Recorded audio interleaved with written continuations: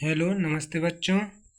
और आज कक्षा 5 8 ग्रेड विषय हिंदी के का वीडियो लेकर आए हैं। तो देखते हैं पाठ 8 छत्रपति शिवाजी। जैसा कि आप लोगों की पाठ 8 पर छत्रपति शिवाजी का पाठ है, तो इसमें 8 ग्रेड में हम लोग निकाल लेते हैं पाठ 8 और देखते हैं पहले बहुविकल्पीय प्रश्नों को। सही विकल्प छांटकर लिखिए। जैसा कि पहला प्रश्न लिखा है, शिवाजी ने सूबेदार की पुत्र वधू की तुलना किससे की?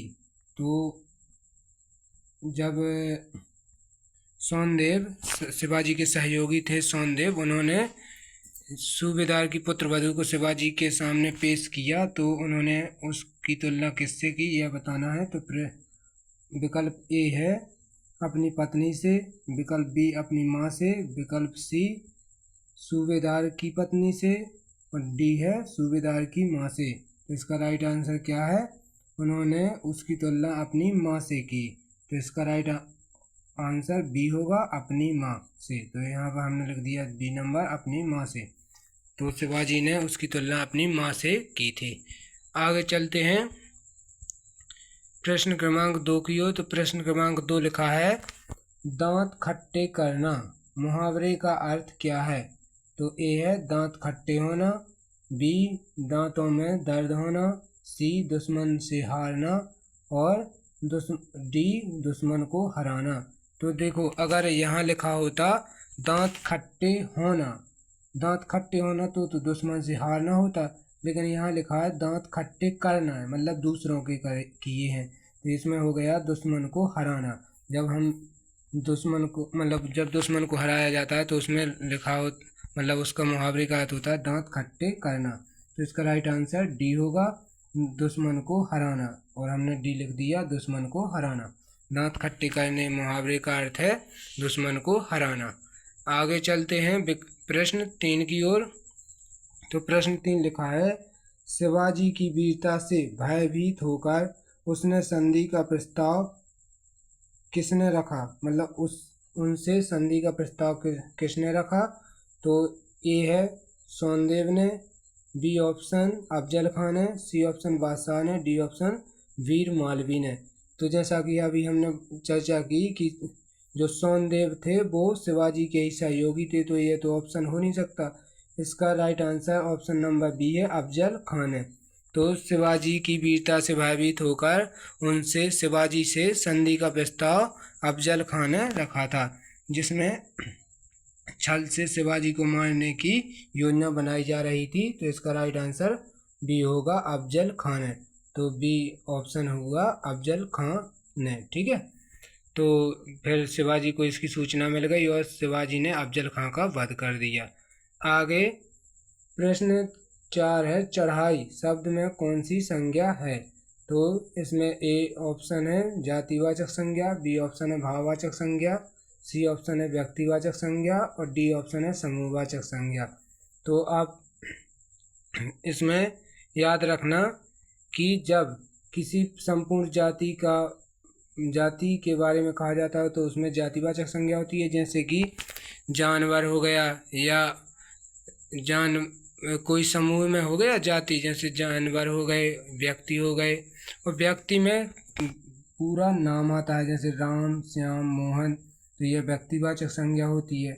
और समूह में जैसे गुच्छा हो गया, तो जब समूह दल हो गया, दल कुछ लोगों को से मिलाकर बनता है, तो इसमें समूहवाचक संज्ञा होती है। और जब अंदर के भाव होते हैं तो उसमें भाववाचक संज्ञा होती है, जैसे कि चढ़ाई।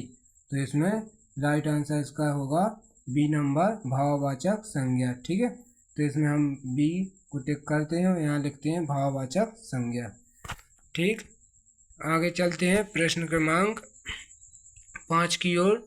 तो प्रश्न क्रमांक 5 लिखा है, आप स्वराज्य शब्द का प्रयोग किस अर्थ के लिए करेंगे?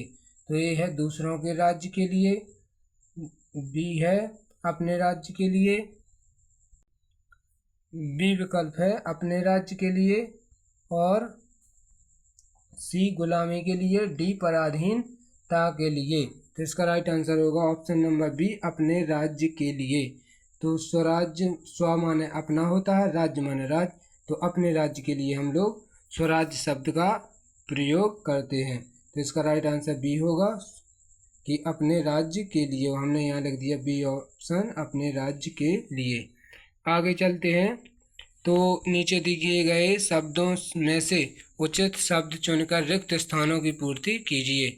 तो हमें यहाँ पर रिक्त स्थान भरने हैं। जैसा कि पहला एक प्रश्न क्रमांक 6 लिखा है, समर्थ गुरु रामदास का भी उन्हें खाली स्थान प्राप्त था। तो शिवाजी को जो गुरु रामदास थे उनका क्या प्राप्त था? आशीर्वाद। हमने पहले में आशीर्वाद भर दिया और आशीर्वाद के ऊपर 1 नंबर लिख दिया। आगे प्रश्न क्रमांक 7 है, मैं विद्यालय जाता हूँ वाक्य में क्रिया शब्द है। तो विद्यालय जाता हूँ में क्रिया शब्द है जाना, तो यहाँ जाता क्रिया हो गई। आगे प्रश्न क्रमांक 8 है, भाई बहन में खाली स्थान चिन्ह प्रयोग किया गया है। तो भाई बहन के बीच में आप ध्यान से देखिए तो एक योजक चिन्ह लगा है इस प्रकार से, तो इसको योजक चिन्ह कहते हैं। तो हम लोग यहाँ भर देंगे योजक।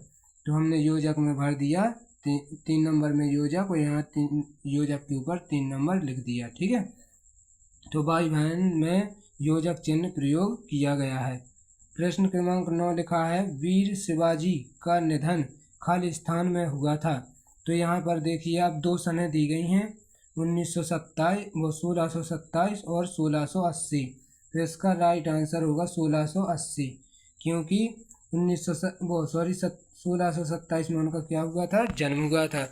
तो इसका राइट आंसर बी, शिवाजी का निधन सन 1680 में हुआ था। तो आप यहाँ पर 1680 भर लीजिए। आगे प्रश्न क्रमांक 10 है, दुर्ग शब्द का अर्थ है, दुर्ग मीन्स होता है किला।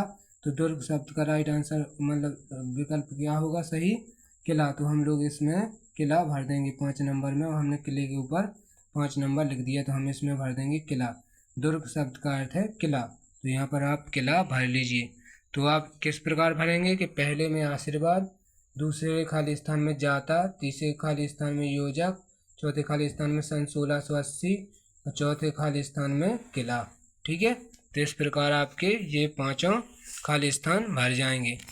आगे चलते हैं। अति लघु उत्तरीय प्रश्न, एक शब्द या वाक्य में उत्तर लिखिए। तो जैसा कि पहला ही लिखा है कि शिवाजी की किस साम्राज्य के साथ लड़ाई चलती रही।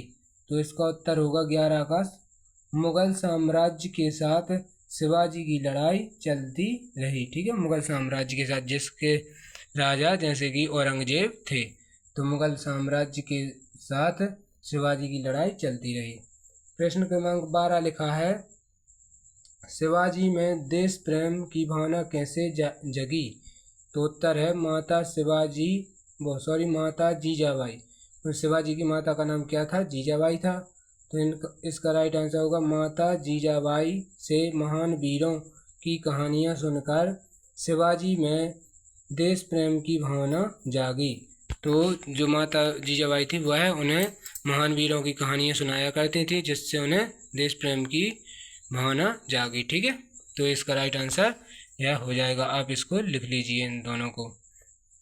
आगे चलते हैं प्रश्न क्रमांक 13 की ओर। तो प्रश्न क्रमांक 13 लिखा है, आतताई अत्याचार करने वाला। तो आतताई व्यक्ति किसे कहते हैं? तो उत्तर है जो दूसरों पर अत्याचार करता है उसे आतताई कहते हैं। ठीक है, तो आतताई व्यक्ति किसे कहते हैं? जो दूसरों पर अत्याचार करता है उसे आतताई कहते हैं। ठीक है, आगे प्रश्न क्रमांक 14 में लिखा है, एक प्रत्यय लगाकर 2 शब्द लिखिए। तो हमने यहाँ पर शब्द लिख दिया और यहाँ पर प्रत्यय के हमने यहाँ एक प्रत्यय लगाया। तो समाज में एक प्रत्यय जोड़ा तो बन गया सामाजिक, और धर्म में एक प्रत्यय जोड़ा तो बन गया धार्मिक। एक अतिरिक्त शब्द लिखा है, वर्ष में एक प्रत्यय जोड़ा हमने तो वार्षिक शब्द बन गए। तो आप इसको ध्यान से देख लीजिए एक बार कि सामाजिक, धार्मिक और वार्षिक ये शब्द एक प्रत्यय लगाकर बने हैं। यहाँ हमने मूल शब्द लिखे हैं, यहाँ पर प्रत्यय लिख दिए हैं। ठीक है, तो आप इनको भी इस प्रकार से भर सकते हैं। आगे चलते हैं प्रश्न क्रमांक 15 की ओर। तो प्रश्न क्रमांक 15 लिखा है, जैसा कि निम्नलिखित शब्दों से भाववाचक संज्ञा बनाइए। तो जैसे लघु शब्द है, लघु शब्द का भाववाचक बनेगा लघुता, ईमानदार का ईमानदारी, रमणीय को रमणीयता, गरीब का गरीबी और उदार का उदारता। तो इस प्रकार से आप इनके सही शब्द लिख लेंगे, लघुता, ईमानदारी, रमणीयता, गरीबी और उदारता। ठीक है, तो ये आपके भाववाचक संज्ञा बन गई। ठीक है, आगे चलते हैं प्रश्न क्रमांक 16 की तरफ। तो प्रश्न क्रमांक 16 जैसा कि लिखा है, आपने बहुत सी ऐतिहासिक पौराणिक लोक कथाएं सुनी होंगी। मतलब ऐतिहासिक मतलब इतिहास में, पौराणिक मतलब पुराणों में या पुराण से संबंधित, लोक कथा मतलब जो आम बोलचाल में गाँव में सुनाई जाती हैं। तो आपको कौन सी कथा अच्छी लगी और क्यों, अपने शब्दों में लिखिए। तो जैसा कि हमने लिखा है, हमें श्रवण कुमार की कथा अच्छी लगी। इसमें श्रवण कुमार अपने अंधे माता पिता को कांवर में बैठाकर तीर्थ यात्रा करवाता है। यह कथा हमें माता पिता की सेवा करने की सीख देती है। तो जैसा कि आपने कक्षा 3 में श्रवण कुमार की कथा पढ़ी होगी, तो वह देखो उसमें क्या होता है कि श्रवण कुमार अपने माता पिता को, अंधे माता पिता को कांवर में बैठाकर तीर्थ यात्रा कराता है। तो इस प्रकार से वह हमें माता पिता की सेवा करने की सीख देती है। तो यह कथा हमने यहाँ पर लिख दी है। तो आप इसको भी लिख सकते हो, और अगर आपको कोई और कथा अच्छी लगती है तो आप उसको भी अपने मन से लिख सकते हैं। ठीक है, आगे प्रश्न क्रमांक 17 देखिए। तो प्रश्न क्रमांक 17 लिखा है, शाह आलम को शिवाजी ने झुककर प्रणाम नहीं किया, इसका क्या कारण था। तो जब शिवाजी के पिताजी ने शाहजी भोसले ने कहा कि शिवाजी शाह आलम को प्रणाम करो, मतलब राजा बादशाह को प्रणाम करो, तो उन्होंने प्रणाम करने से मना कर दिया था। जब आप पाठ पढ़ेंगे तो आपको यह भी लिखा मिल जाएगा। तो इसमें उत्तर है, शाह आलम को शिवाजी आतताई बादशाह मानते थे, मतलब अत्याचारी बादशाह मानते थे।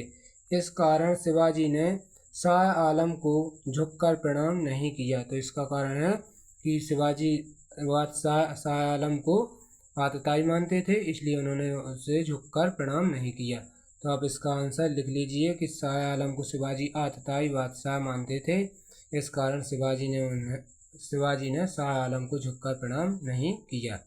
आगे चलते हैं प्रश्न क्रमांक 18 की तरफ। तो प्रश्न क्रमांक 18 लिखा है, शिवाजी के उज्ज्वल चरित्र की चर्चा चारों ओर क्यों फैली।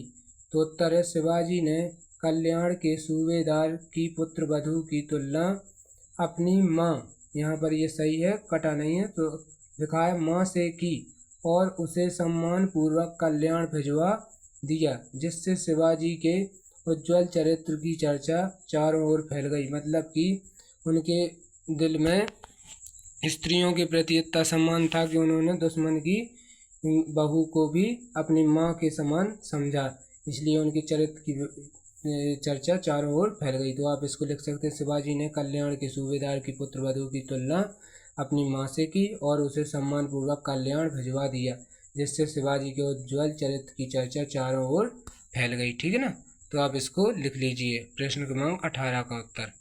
आगे चलते हैं प्रश्न क्रमांक 19 पर। तो आप देख पा रहे होंगे कि लिखा है कि पृष्ठ मतलब पेज नंबर 50 और 51 पर बने चित्र क्रमांक 7 एवं 8 में होने वाली गतिविधियों का अपने शब्दों में वर्णन कीजिए।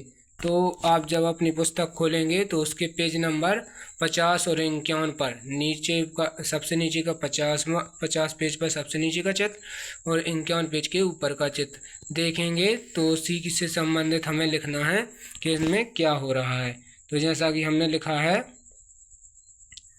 कि जब शिवाजी के सहयोगी आनाजी सोनदेव ने कल्याण के सूबेदार की पुत्र वधू को शिवाजी के सामने पेश किया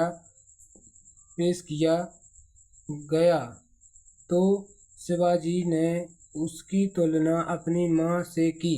मतलब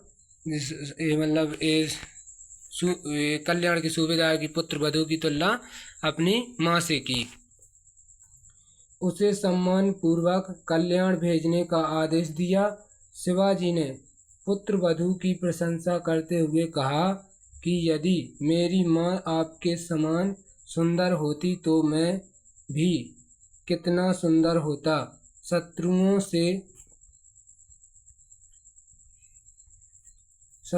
से ऐसा व्यवहार उनके उज्जवल चरित्र और स्त्री सम्मान को दर्शाता है। किसके? शिवाजी के उज्जवल चरित्र और स्त्री सम्मान को दर्शाता है। तो आप इसको आराम से लिख लीजिए कि जब शिवाजी के सहयोगी आनाजी सोनदेव ने कल्याण के सूबेदार की पुत्र वधू को शिवाजी के सामने पेश किया गया तो शिवाजी ने उसकी तुलना अपनी माँ से की। उसे सम्मानपूर्वक कल्याण भेजने का आदेश दिया। शिवाजी ने पुत्र वधू की प्रशंसा करते हुए कहा, यदि मेरी माँ आपके समान सुंदर होती तो मैं भी कितना सुंदर होता। शत्रुओं से ऐसा व्यवहार उनके उज्जवल चरित्र और स्त्री सम्मान को दर्शाता है। आप इसको आराम से लिख सकते हैं इस प्रकार से, ठीक है। तो ये पृष्ठ क्रमांक 50 के 7 और 8 चित्र में यही हो रहा है कि सोनदेव पुत्र वधू को शिवाजी के सामने पेश करते हैं और शिवाजी उनको कल्याण सुरक्षित भिजवा देते हैं, ठीक है। तो आप इसको लिख सकते हैं। आगे प्रश्न क्रमांक 20 है। प्रश्न क्रमांक 20 में लिखा है जैसा कि शिवाजी के संपूर्ण जीवन चरित्र के बारे में अपने विचार व्यक्त कीजिए। तो उत्तर है, शिवाजी का जन्म 1627 ईस्वी में शिवनेरी दुर्ग में हुआ।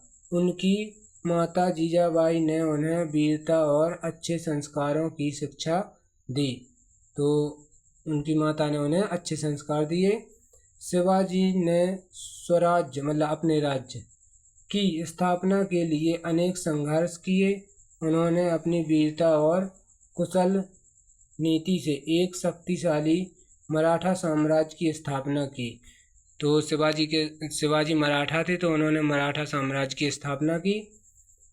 उनका जीवन हमें साहस, देश प्रेम, स्वाभिमान और न्याय के मार्ग पर चलने की प्रेरणा देता है। तो आप इसको प्रश्न क्रमांक 20 के आंसर को आप लिख सकते हैं कि शिवाजी का जन्म 1627 ईस्वी में शिवनेरी दुर्ग में हुआ।